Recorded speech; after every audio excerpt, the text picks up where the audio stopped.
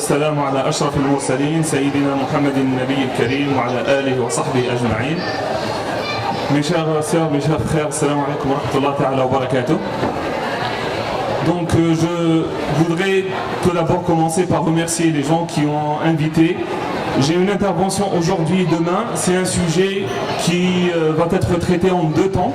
Aujourd'hui, je vais me concentrer beaucoup plus sur la catégorie des jeunes adolescents, à savoir des gens qui ont entre 12, 13 ans jusqu'à 17 ans. Et demain, on parlera, Inch'Allah, des gens qui ont plus de 18 ans. J'aimerais bien aussi qu'il y ait un débat parce que dans les questions-réponses et avec l'échange, peut-être on rentrera plus dans le détail et on pourra expliciter un certain nombre de choses importantes que peut-être l'intervenant n'a pas prévues ou ça correspond plus aux besoins des gens qui sont dans la salle. Alors donc sans trop tarder, je vais commencer par vous présenter le plan de la présentation. Donc je commencerai par une introduction dans laquelle je vais essayer de déconstruire un peu le thème, c'est-à-dire jeunes musulmans en quête de réussite équilibrée, mode d'emploi. J'expliquerai qu'est-ce que j'entends par jeune, qu'est-ce que j'entends par musulman et qu'est-ce que j'entends par quête en réussite équilibrée. Et en deuxième temps, donc il y aura deux axes avant la conclusion. Le premier axe, on traitera de la question de l'importance.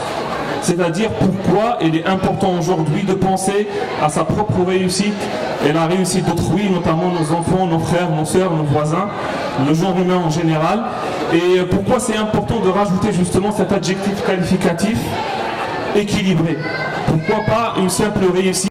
Et après, je vais expliquer très concrètement, c'est aujourd'hui, je suis convaincu par le fait que je dois faire un effort sur moi pour pouvoir accéder à cette réussite équilibrée, comment je peux le faire très concrètement. Donc mon intervention, c'est un peu du développement humain, mélangé avec l'efficacité personnelle, du management, un peu leadership personnel, mais aussi de la philosophie. Donc je vais essayer de marier entre la substance et l'efficacité avec des propositions très très concrètes. Sans trop tarder, je vais commencer par mon introduction. De quoi s'agit-il? Pourquoi ce titre-là? Donc je vais expliquer d'abord justement qu'est-ce qu'un jeune. C'est la définition qui s'articule autour de trois principes. Donc un jeune, c'est celui qui est en quête de liberté. C'est quelqu'un qui veut un peu s'affirmer pour sortir de l'autorité des parents et donner sens à sa vie. Donc il y a un premier élément très important, c'est la liberté. Deuxièmement, c'est l'énergie.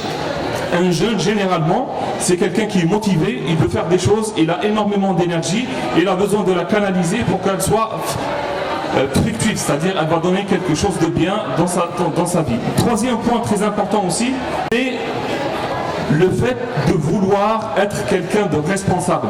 Parce qu'un jeune, c'est quelqu'un qui n'est plus enfant, c'est-à-dire qu'il est responsable de ses actes. C'est quelqu'un qui distingue entre le bon et le mauvais, et il fait des choix, il doit les assumer. Qu'est-ce qu'un musulman? Donc musulman, il y a deux définitions aussi. Il y a la définition des fuqaha, ça veut dire c'est quelqu'un qui croit aux 5 piliers de l'islam. Il dit à l'attestation de la foi, Ashhadu an la ilaha illallah wa anna Muhammadan rasulullah, zakat, salat, sawm, al-hajj. Mais moi, c'est pas cette définition que je vais adopter, c'est celle du Coran. On appelle ça la définition coranique de l'islam. Et c'est quoi? C'est quelqu'un qui est en quête de pacification. Il veut être en paix. C'est quelqu'un qui cherche un peu la paix intérieure. Il veut être en paix avec lui-même, en paix avec l'environnement dans lequel il est et en paix avec son divin, avec Dieu, son créateur. Pour les croyants, bien sûr. Donc c'est ça un musulman. Donc un jeune musulman, donc c'est celui qui est en quête de liberté, quelqu'un il a plein d'énergie et quelqu'un qui commence à devenir responsable et il est en quête de pacification généralisée avec lui-même, avec son environnement et avec Dieu. Maintenant, la réussite équilibrée. Quelqu'un qui est en quête de réussite. Ça veut dire que c'est quelqu'un qui est à la recherche de. Et pourquoi j'ai utilisé le mot quête? C'est pour dire que c'est un horizon. On ne peut jamais dire que là c'est bon, j'ai fait tout ce que j'ai à faire et j'ai accédé à une réussite équilibrée. C'est pas possible. Donc le mot quête, c'est pour dire on est tout le temps dans un changement perpétuel, continuel, jusqu'à ce qu'on atteigne le maximum de nos potentialités. Mais il y aura toujours quelque chose à améliorer, quelque chose à faire. Donc c'est fondamentalement basé sur la notion de modestie. Donc c'est pour ça qu'on a dit enquête. Et c'est pour ne pas baisser les bras quand il va y avoir des difficultés, parce que pour réussir, c'est pas du tout évident. Que ce soit pour les parents dans l'éducation des enfants, que ce soit pour l'homme ou la femme, au niveau scolaire, au niveau intellectuel, au niveau économique, au niveau corporel, l'hygiène de vie, etc., comme on va voir dans les différents domaines. Maintenant, quand je dis réussite, qu'est-ce que j'entends par le mot réussite? En fait, le mot réussite, je vais utiliser une sagesse prophétique dans laquelle le prophète Mohammed sallallahu alayhi wa sallam, il disait وَلِنَفْسِكَ عَلَيْكَ حَقٍّ وَلِبَدَنِكَ عَلَيْكَ حَقٍّ إِلَى آخِرِ الْحَدِيث. Le prophète, il disait que chacun d'entre nous, il doit se réaliser. Et dans ce sens, ton corps, il a des droits sur toi. Ta personne, ton être intime, droit sur toi. Tout ce que tu fais dans la vie, il faut toujours le concevoir d'une façon à retrouver un certain équilibre entre les différents aspects de la personnalité et de la personne humaine. Donc, il est important, dans le mot réussite équilibrée, d'avoir en tête qu'il y a au moins 5 domaines dans lesquels on doit avoir cette réussite équilibrée. Le premier domaine, c'est le domaine spirituel. C'est celui du sens. Ma vie, elle sert à quoi? Pourquoi je suis là? Qu'est-ce qu'il y aura après ma mort? Ce sont des questions qu'on dit existentielles, pour utiliser le mot philosophique, et qui répondent à quelque chose qui anime l'être humain, peu importe sa religion, sa couleur de peau, ses convictions. On a toujours ce questionnement redondant qui revient de trouver des réponses à cette question des origines, cette question de comment je dois vivre, vers quel idéal je dois tendre, qu'est-ce qu'il y aura après ma mort. Donc c'est un domaine spirituel, le premier domaine de la réussite équilibrée. Le deuxième domaine, c'est le domaine intellectuel. Et comme vous le savez tous, le premier verset coranique qui a été révélé, c'est Iqra. Il n'a pas dit prier, jeûner, donner zakat, faites le hajj. C'est pas le rituel, c'est pas la pratique rituelle. C'était Iqra. Instruisez-vous, commencez à lire, à regarder, à méditer, à réfléchir. Et donc le deuxième domaine, c'est le domaine de la formation, de la construction personnelle, de l'éveil justement, de la culture. Le troisième domaine de la réussite équilibrée, c'est le domaine économique. Parce qu'on sait qu'on vit dans un monde où il y a un côté matériel très important. Il faut non seulement subvenir à ses besoins, mais aux besoins de sa famille, à sa femme, ses enfants, ou bien la femme, son mari, elle l'aide, ses enfants, etc. Donc il y a aussi ce côté qu'il faut prendre en compte, l'investissement, le fait d'être riche pour pouvoir faire le bien, parce que ça aide aussi à réaliser justement le sens de sa vie. L'autre point très important dans cette réussite équilibrée, c'est le côté social, c'est-à-dire les relations. Parce que l'être humain est un être sociable, il vit dans une société, il y a la famille proche, la grande famille, il y a les voisins, il y a les amis, il y a le genre humain en général. Donc il y a aussi ce côté social dans lequel il faut justement investir et trouver un équilibre. Et le dernier domaine, c'est le domaine lié à l'engagement. Parce que l'être humain, après selon ses convictions, mais pour le musulman au moins, parce que c'est ce qui nous intéresse, le jeune musulman, c'est quelqu'un qui ne peut pas vivre heureux dans un océan de malheur. Il ne peut pas dire moi je m'en fous, l'essentiel pour moi c'est ma réussite personnelle, individuelle et c'est tout. Donc si on est un jeune musulman en quête de réussite équilibrée, dans cet équilibre-là et dans cette réussite, il faut toujours avoir en tête l'idée que il faut que j'apporte quelque chose, il faut que je m'engage auprès de l'humanité, au respect de la nature, etc. C'est très important. Et dans le Coran, à chaque fois quand on parle de la foi, il y a toujours dans le verset il y a toujours un côté, ils font le bien. Non seulement pour eux, mais pour tous les gens qui sont autour d'eux, et même pour la nature, parce que l'islam nous aide aussi à respecter la nature et la préserver. Donc voilà un peu, j'ai déconstruit le titre pour expliquer qu'est-ce que j'entendais par le mot jeune, par le mot musulman et par le mot enquête et par le mot réussite équilibrée. Donc en somme, pour résumer, pour passer directement au premier axe, on peut dire qu'un jeune musulman en quête de réussite équilibrée, c'est ce monsieur ou cette dame qui sont en quête de liberté, des gens qui deviennent être responsables, ils ont une énergie, ils veulent la canaliser, ils vont la canaliser dans le sens où trouver un équilibre entre plusieurs domaines de leur vie, le domaine spirituel, le domaine intellectuel, le domaine économique, le domaine social et le domaine de l'engagement. On va passer au premier axe, Inch'Allah, et je vais expliquer pourquoi c'est aussi important de penser cette réussite. Il ne s'agit pas de faire, on a compris qu'il fallait faire quelque chose, mais il ne s'agit pas de faire n'importe quoi. Donc comment ma vie peut servir à quelque chose et comment je peux justement cheminer, mon cœur il chemine vers son Seigneur, Allah Azza wa Jal, et tout ce que je vais faire, je vais être avec le divin mais au service de l'humain en même temps. Donc comme vous voyez, il faut toujours rejoindre, et ça c'est la notion coranique aussi, de lahum qulubun la ya'qiluna biha. C'est le verset qui dit ça. Ça veut dire que pour nous les musulmans, dans la conception de l'homme, le plus important, c'est pas le cerveau qui réfléchit sur l'analyse, la technicité, l'imagination, mais c'est le cœur en fait. Parce que c'est le cœur qui guide. On réfléchit par notre cerveau, mais celui qui donne les ordres, c'est le cœur. C'est ce que Dieu qui nous a créé, il nous explique ça dans le Coran Karim. Alors dans le paradigme dominant, on comprend le contraire. Que pour être rationnel, il faut oublier un peu ses sentiments, ses émotions et réfléchir par la mécanique de sa tête. Pour prendre le recul, pour être quelqu'un de raisonnable. D'ailleurs, on dit raisonnable, c'est quelqu'un qui réfléchit par sa tête. Et c'est quelqu'un qui essaie de contrôler ses émotions. Alors que ça ne se passe pas du tout de cette façon-là, parce que l'être humain, il n'est pas partagé. C'est une fusion, c'est une globalité. Donc c'est à la fois, il y a la réflexion, l'imagination, les sentiments, le comportement, et tout ça en fait, il est guidé par le cœur. Et c'est pour ça, Allah Azza wa Jal, il nous dit, Allah Azza wa Jal, quand il va nous juger le jour du jugement dernier, il ne va pas regarder notre couleur de peau, notre beauté, notre corps, mais il va regarder les cœurs qui sont dans les poitrines. Et là, le cœur, c'est pas le cœur visible qui gère le sang. Il parle du cœur invisible qui gère les sentiments. Et c'est pour ça c'est très important d'avoir cette conception de l'homme pour pouvoir comprendre la réussite équilibrée comme une notion fondamentalement basée sur la recommandation et l'horizon coranique. Maintenant, je vais expliquer quelles sont les raisons. Pourquoi c'est important de donner justement de chercher cette réussite équilibrée. Bon, il y a deux raisons. Donc il y a les raisons, on va dire, internes et des raisons externes. Pour les raisons internes, c'est fondamentalement lié à la personne. Ça veut dire que Dieu, quand il nous a créés, nous les fils d'Adam, il a créé en nous quelque chose qu'on appelle dans le Coran al-fitra. Fitratullah allati fatara an-nas 'alayha. Le fitra, c'est l'inspiration originelle. C'est quoi très précisément en fait? C'est un questionnement qui à chaque fois, il te pose la question non pas de comment tu dois faire, mais pourquoi tu dois le faire. Quel est le sens de tes actions? Et l'être humain, tant qu'il n'a pas trouvé une bonne réponse à cette question-là, il est tout le temps mal à l'aise, il est tout le temps en doute. Et c'est pour ça la foi a une fonction psychologique, c'est dans ce sens où elle essaie de répondre à cette question-là. Quel est le sens qu'on va donner à nos actions? Pourquoi je dois adorer Dieu? Pourquoi je dois réussir dans mes études? Pourquoi je dois réussir dans ma vie matérielle? Pourquoi je dois réussir dans ma vie sociale? Pourquoi je dois réussir dans mon engagement? Ce que je disais à propos de la réussite équilibrée. Il faut expliquer tout ça. Donc première raison pourquoi c'est important de réfléchir sur la réussite équilibrée, c'est pour essayer de trouver des réponses adéquates à ce qui nous anime de l'intérieur, à savoir ce questionnement fondamental sur la raison d'être.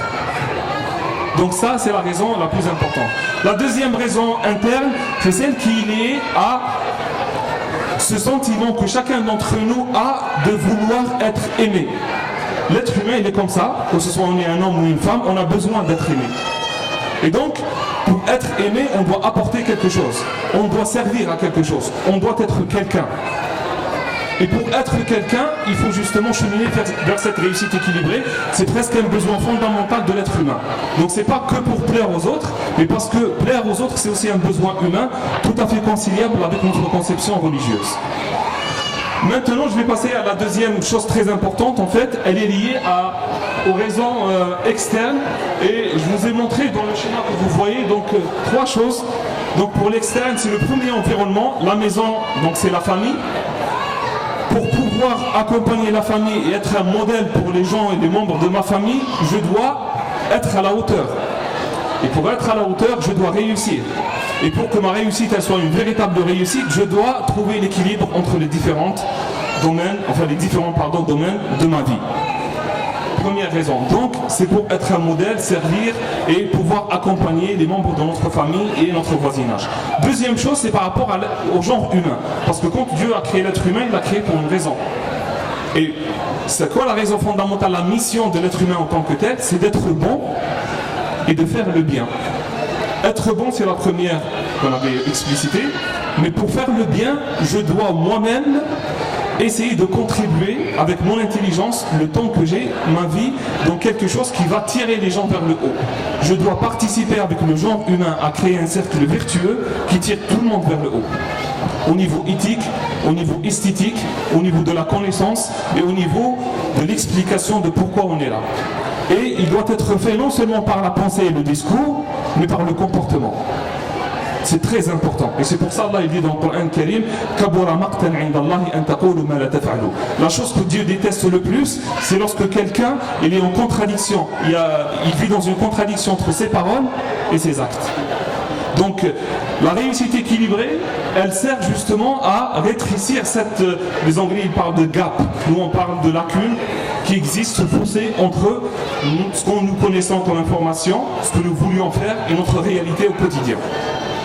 Donc c'est la deuxième raison pour la réussite, pour prouver l'importance de la réussite équilibrée. Et pour terminer ce point-là et passer au deuxième axe, je dirais qu'aujourd'hui nous vivons dans un instant très tragique en fait par rapport à l'humanité, c'est celui qui est lié à la crise écologique.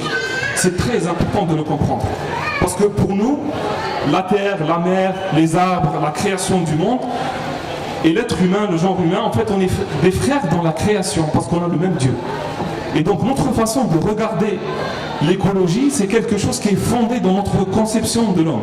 Pour nous, c'est très important de prendre en compte le fait que quand je suis en train de détérioriser la nature, je suis en train de violer, je suis en train de maltraiter, je suis en train de faire violence et commettre de l'injustice, j'ai envie de dire, à mon frère dans la création, à ma sœur dans la création. Ça dépend après ce que c'est. On parle d'un féminin ou d'un masculin, mais c'est très important d'avoir cette façon de voir les choses. Et c'est pour ça que le prophète Mohammed sallallahu alayhi wa sallam, quand il était avec Sayyidina Abu Bakr Siddiq et Uthman ibn Affan sur le Jabal Uhud, sur la montagne de Uhud, et après à un moment donné, ils étaient là avec le prophète, il est descendu, il a mis sa main sur Uhud, sur la montagne, il a commencé à parler avec elle. Il disait Hawwin alayka Uhud fa inna fawqaka nabi wa shahidayn. C'est-à-dire, calme-toi Uhud, il y a sur toi un prophète et deux martyrs. Il y a des gens qui disent les musulmans s'en foutent. Un prophète qui parle avec des choses, c'est pas normal. Alors que non, en fait, le prophète Mohammed sallallahu alayhi wa sallam, il était dans un autre rapport avec la nature. Parce que Allah Azza wa Jalla dans le Coran Karim, quand il parle du règne animal et végétal, il nous dit ce sont des nations comme vous. Ils font aussi des louanges à Allah, yusabbihun. Mais vous ne comprenez pas leur langage seulement. Mais ce sont des créatures d'Allah Azza wa Jalla. Donc pour nous, il est très important dans cette réussite équilibrée d'intégrer la notion de l'écologie, c'est-à-dire l'environnement et le monde dans lequel on vit. Et comme ça, non seulement le musulman dans sa réussite équilibrée, il va être, on va dire, il va mettre à jour son engagement, mais en même temps parce que c'est la terre, c'est le seul, pour le moment, c'est le seul endroit où le genre humain doit vivre. Et donc là où la parole de Dieu doit être partagée et vécue. Donc pour nous, c'est fondamentalement important, islamiquement parlant, mais aussi pour notre contexte, de vivre tout ça et d'intégrer cette conception dans l'équilibre et dans la réussite équilibrée. Donc je ne vais pas trop tarder. Maintenant, très concrètement, s'il y a des raisons internes et des raisons externes liées à la famille, liées au genre humain et liées à l'écologie, à la terre qui nous poussent justement à être en quête de cette réussite équilibrée, on est d'accord, notre frère Ramzé, on a compris tout ça, mais concrètement, si j'ai envie de faire ça, comment je dois faire ? Par où je dois commencer? Comment je dois cheminer? Que ce soit moi, les membres de ma famille, les gens qui sont autour de moi. Donc ce que je vais vous proposer justement dans le deuxième axe, c'est très concrètement en 3 étapes, qu'est-ce qu'il faut faire pour pouvoir cheminer et être accompagné par soi-même et accompagner les autres dans ce cheminement de la réussite équilibrée. Donc je commence tout d'abord par vous proposer, c'est la première étape, quelque chose que j'ai appelé, en fait c'est un processus, je l'ai appelé la conscience efficiente. Et en fait, il est basé sur des étapes qu'il faut avoir, c'est quelque chose qu'on doit intégrer dans notre façon de réfléchir, dans notre façon de nous exprimer et dans notre façon d'agir. C'est quoi? On va voir ensemble le schéma, si vous pouvez passer rapidement le... Donc, la première phase, c'est la réflexion. Donc si je veux accéder à cette réussite équilibrée, je dois commencer par réfléchir. Je vais dire réfléchir sur quoi? Et après, je dois transformer ma réflexion en un plan d'action pour pouvoir justement passer à la 3e étape, c'est la réalisation. Donc c'est une pensée consciente qui va produire un plan, c'est-à-dire des étapes, des objectifs, je vais y venir, pour pouvoir les réaliser concrètement. Et tout de suite après, on va passer à l'évaluation pour voir est-ce que ça correspond à nos attentes ou pas, à ce qu'il faut faire ou pas. Et après, on va essayer d'apporter des modifications ou des changements donc de la réflexion à nouveau pour pouvoir retravailler sur notre plan, sur la réalisation, ce qu'on est en train de faire, et notre évaluation et vice-versa. Mais concrètement, pour la réflexion, on va commencer par la première phase. Je dois réfléchir sur quoi? Il y a 3 domaines sur lesquels chacun d'entre nous il est amené à réfléchir et à approfondir, et c'est ce qui distingue entre le genre humain en fait. Le degré de conscience et d'efficience de chacun d'entre nous, il dépend de ça, par rapport à nos lectures et par rapport à nos expériences. Le premier domaine, c'est l'ontologie. L'ontologie, c'est tout ce qui concerne l'existence.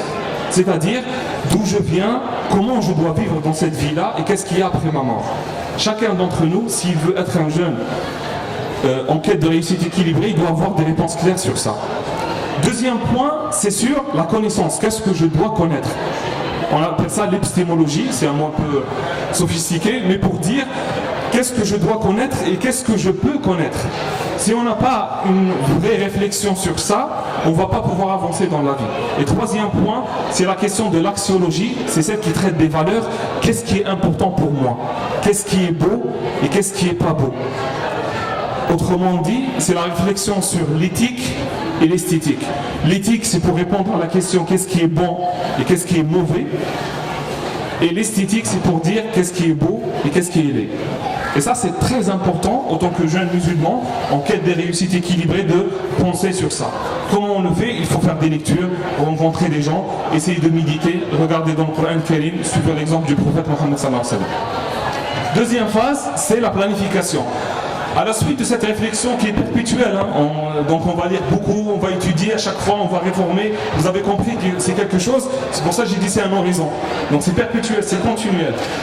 Il faut planifier d'une façon stratégique, c'est-à-dire que non seulement il faut penser à l'ici-bas, mais à l'au-delà, et non seulement à court terme, mais à moyen terme et à long terme aussi. Parce qu'il y a des choses qu'on ne peut pas les réaliser tout de suite, comme le diplôme par exemple. Mes objectifs, c'est de préparer un doctorat, et il vous faut un baccalauréat, après il faut 8 années d'études, parce que c'est un bac plus 8. Donc il faut avoir cette notion du temps dans la planification. Après, donc, il faut, dans la réalisation, essayer toujours de faire les choses et d'assurer un suivi derrière. Parce que parfois, on est un peu feignant, on ne va pas jusqu'au bout, il y a des obstacles, des empêchements. Il faut toujours intégrer cette notion-là, les empêchements, et essayer d'y remédier. Donc un suivi, il est très important pour pouvoir aller jusqu'au bout. Et je vais aller un peu vite, donc après pour l'évaluation, donc c'est une évaluation au niveau interne, ça dépasse que on va voir que les obstacles ils viennent ou bien de moi, le soi, parce que j'ai des savoirs qui me manquent, des savoir-faire, des savoir-être, des attitudes, des habitudes, des mauvaises habitudes, etc. Donc je dois moi-même changer. Ou bien c'est externe lié à l'environnement, ça veut dire que je ne suis pas dans le bon endroit, pas avec la bonne fréquentation, j'ai pas assez d'argent, le contexte ne le permet pas, j'ai d'autres obligations. Donc il faut intégrer tout ça dans la réflexion, dans la planification.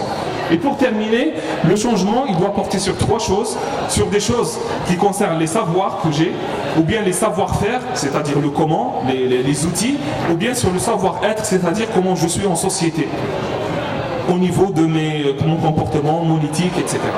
Donc c'est un peu le schéma, et après donc vice-versa, à chaque fois, quand je veux améliorer mes savoirs, mes savoir-faire et mes savoir-être, je dois recommencer par réfléchir sur comment je dois faire, planifier ce que je vais faire, ce que j'ai décidé, pouvoir le réaliser, l'évaluer, etc. Donc après ça devient comme une roue, comme quelque chose à intégrer dans notre façon d'être en fait. Donc ça c'est la première étape. Donc je vous ai donné un schéma global pour pouvoir accomplir et accéder à cette réussite équilibrée au quotidien. Maintenant on passe directement à la deuxième étape. Donc il y a 3 étapes, on a terminé. Donc c'est intégrer les 3 dimensions d'un accompagnement équilibré. Donc la première dimension, dans notre réflexion, planification et tout, elle concerne notre propre personne. Je dois me connaître et connaître les autres. Et je dois me gérer et gérer les autres. C'est ce qu'on appelle le développement humain. Par exemple, c'est comment gérer mon stress, comment être plus efficace dans ma révision, dans mon travail, la confiance en soi, gestion de la compréhension des personnalités difficiles, etc. Donc c'est tout le domaine qui concerne le développement humain. La deuxième dimension, c'est tout ce qui est éveil culturel, c'est-à-dire la connaissance du contexte dans lequel on vit, politiquement, économiquement, culturellement, symboliquement, l'environnement médiatique, politique, institutionnel, etc. Et l'éveil esthétique, c'est ce côté du raffinement, de la beauté, parce que Allah il est beau, il aime la beauté, et le musulman pour qu'il soit équilibré, il doit aussi écouter de la musique, avoir des passions dans la vie qui vont l'élever justement parce que c'est très important pour l'équilibre, tout en respectant le cadre bien sûr. Et pour terminer, c'est le côté spirituel, ce que j'ai appelé la spiritualité active, c'est-à-dire qui va servir, et une bonne compréhension de l'islam, parce que comme vous savez, il y a énormément maintenant de courants, de groupes, de fédérations, on propose beaucoup de choses. Il faut arriver à un moment donné où on peut vraiment faire le choix par nous-mêmes. Et pour ce faire, il faut se former. Donc c'est un peu les trois dimensions. Donc à chaque fois, on pense toujours global avec ce triptyque. C'est ce que nous avons appelé les ateliers 3D parce qu'on propose des formations pour les jeunes justement sur 3 années. Donc l'inscription se fait à l'année, mais justement là, c'est là où on propose des ateliers autour de ces 3 dimensions-là pour accompagner ces jeunes parce qu'on sait que les parents sont souvent occupés par le travail, ils n'ont pas assez de temps, etc. Donc ceux qui sont intéressés, on peut vous donner des clients après. Vous pouvez venir envers moi ou les représentants du centre. Pour terminer, Inch'Allah, donc la 3e étape, c'est très facile, on appelle ça, c'est un concept qu'on avait inventé, et on appelait ça le PGV. C'est comme le TGV, sauf que là, c'est le projet global de vie. Et ce projet global de vie, il faut non seulement le concevoir, mais il faut le rédiger et le réaliser. C'est-à-dire tout ce que j'étais en train de dire, depuis l'introduction jusqu'au schéma qu'on vient de présenter des 3 dimensions, il faut le concrétiser dans un projet qu'on va rédiger pour pouvoir justement suivre nos actions et nous tirer vers le haut et accéder à cette réussite équilibrée en répondant à plusieurs questions. Donc d'abord, quelles sont mes valeurs dans la vie? Ça c'est le contenu du PGV. Quelle est ma mission? Quelle est ma vision? Quels sont les obstacles qui m'empêchent d'avancer justement? C'est ce qu'on appelle le plan de progression pour améliorer un peu. Et le plan d'anticipation, c'est justement pour contrer ce qu'on appelle les résistances qui viennent à l'intérieur de nous-mêmes ou de l'extérieur. Chers frères et sœurs, je vais dire 2 mots. Donc si on veut résumer qu'est-ce qu'on entend par cette quête de réussite équilibrée, on va dire un jeune musulman en quête de réussite équilibrée, c'est quelqu'un qui a, que ce soit un homme ou une femme, une réflexion profonde, une planification efficiente, des réalisations excellentes, en parlant de l'ihsan, une évaluation permanente et des transformations pertinentes. C'est ça un peu l'idée de la réussite équilibrée. Donc ça c'est un avant-propos, on ne peut pas dire tout bien sûr parce que je veux vous laisser parce que je sais qu'il y a d'autres conférences qui sont intéressantes aussi. Barakallahu fikoum, merci pour votre écoute et à très bientôt. Salam alaikum wa rahmatullah.